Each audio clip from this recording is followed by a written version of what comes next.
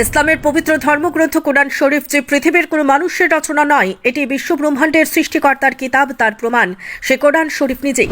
প্রথমতই পৃথিবীতে কোরআন শরীফই একমাত্র গ্রন্থ যার ভূমিকায় লেখকের কোনো নাম নেই এবং সমগ্র বিশ্ববাসীকে চ্যালেঞ্জ করা হয়েছে যে এই কিতাবে কোনো ভুল নেই, যা দুনিয়ার কোনো সাধারণ মানুষের দ্বারা এমন চ্যালেঞ্জ সম্ভব নয়।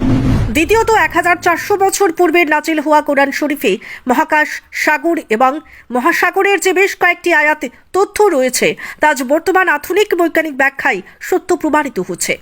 তৃতীয়ত, কোরআন এমন একটি ধর্মগ্রন্থ যার একটি অক্ষর এখনো পর্যন্ত কেউ পরিবর্তন করতে পারেনি এবং কোরআনের ভুল ধরে বিশ্বের কোনো ধর্মীয় পণ্ডিত কিংবা বিজ্ঞানী থেমে থাকতেই পারেনি। শেষ পর্যন্ত নিজের ভুল স্বীকার করে ইসলাম ধর্ম গ্রহণ করেছেন।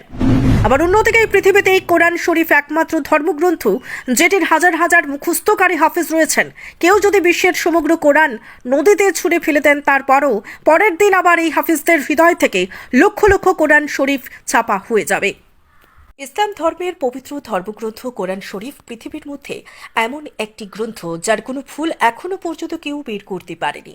কারণ কোরআন সৃষ্টিকর্তার গ্রন্থ, কোনো সাধারণ মানুষের রচনা নয়। এটি প্রমাণের জন্য অন্য কিছু লাগবে না। কোরআনের এমন কিছু অলৌকিক বৈজ্ঞানিক রহস্য রয়েছে যা দেখে হতবাক বিশ্বের বুদ্ধিজীবী মহল। কোরআনের বাণীর রচনার শৈলী এবং আরও অন্যান্য বিষয় প্রমাণ করে কোরআনের বাণী মানুষের রচনা নয়। এবার প্রশ্ন, তাহলে কোরআন কার রচনা? অবশ্যই সেটা তাহলে মহান সৃষ্টিকর্তার রচনা। কোরআনে এই মহাবিশ্বের সৃষ্টিকর্তার সংজ্ঞা যেমনটা হওয়ার কথা ঠিক তেমনটা সংজ্ঞাই দেওয়া হয়েছে। যেমন 122 নম্বর সূরা ইখলাসে বলা হয়েছে, বলুন তিনি আল্লাহ এক, আল্লাহ অমুখাপেক্ষে। তিনি কাউকে জন্ম দেননি এবং কেউ তাকে জন্ম দেয়নি, তার সমতুল্য কেউ নেই। এছাড়া আয়াতুল কুরসি সহ কোরআনের অনেক জায়গায় সৃষ্টিকর্তার গুণাগুণ সম্পর্কে বলা হয়েছে, যা অত্যন্ত সঠিক এবং গ্রহণযোগ্য। যেমন তিনি মহাবিশ্ব এবং এর ভিতরকার যা আছে সব সৃষ্টি করেছেন। তিনি কখনোই ক্লান্ত হন না, নিদ্রা যান না। তিনি চিরঞ্জীব, কোনো দৃষ্টি ওনাকে দর্শন করতে পারে না, কিন্তু তিনি সব দৃষ্টিকে দর্শন করতে পারেন ইত্যাদি। কোরআন যে সৃষ্টিকর্তার পক্ষ থেকে পাঠানো একটি আসমানি কিতাব এবং কোরআন নিজেই যে প্রমাণ, তার এমন বেশ কয়েকটি রহস্য আজ এই প্রতিবেদনে আলোচনা করব। প্রিয় নবী নিরক্ষর ছিলেন। তিনি লিখতেও জানতেন না, পড়তেও জানতেন না। একজন নিরক্ষর মানুষের পক্ষে কোরআনের মতো এমন জীবন বিধান রচনা করা সম্ভব নয়। কোরআন হলো এমন জীবন বিধান তথা সংবিধান, পৃথিবীর অন্য সংবিধান বা ধর্মীয় বিধান থেকে উত্তম, যেটি জ্ঞান এবং প্রজ্ঞায় ভরা। কোরআন প্রিয় নবীর মাধ্যমে এসেছে। তিনি কখনো বলেননি কোরআন তিনি নিজে রচনা করেছেন।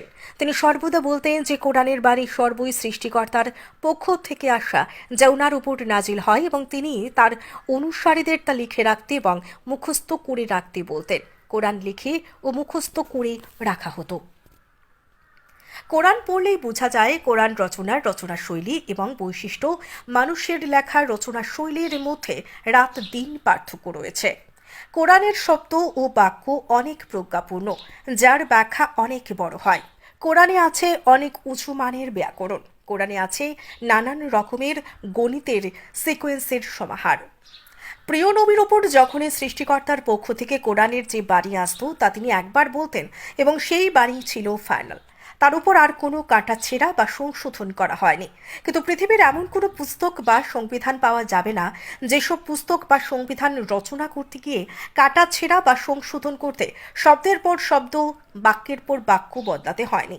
প্রত্যেকটি সংবিধানে সঠিক শব্দ বাক্য বসাতে নানান ধরনের সংশোধন ও কাটাছেঁড়া করতে হয়েছেই, কিন্তু কোরআন রচনার ক্ষেত্রে তা হয়নি। তার উপর কোরআন রচিত হয়েছে কবিতা আকারে, আর কবিতা কখনোই কাটাছেঁড়া তথা সংশোধন ছাড়া লেখা সম্ভব নয়। কিন্তু কোরআনের আয়াত বা বাক্য এক বলাতেই ফাইনাল, কোনো কাটাছেঁড়া নেই। আবার প্রিয় নবীকে কেউ কখনো তার জীবদ্দশায় কবিতা চর্চা করতে দেখেননি। তিনি কখনোই কবিতা চর্চা করেননি, কিন্তু কবিতা চর্চা ছাড়া মানুষের পক্ষে কবিতা লেখা সম্ভব নয়। কিন্তু ওনার মাধ্যমে সেই কাব্যিক ছন্দের কোরআন এসেছে।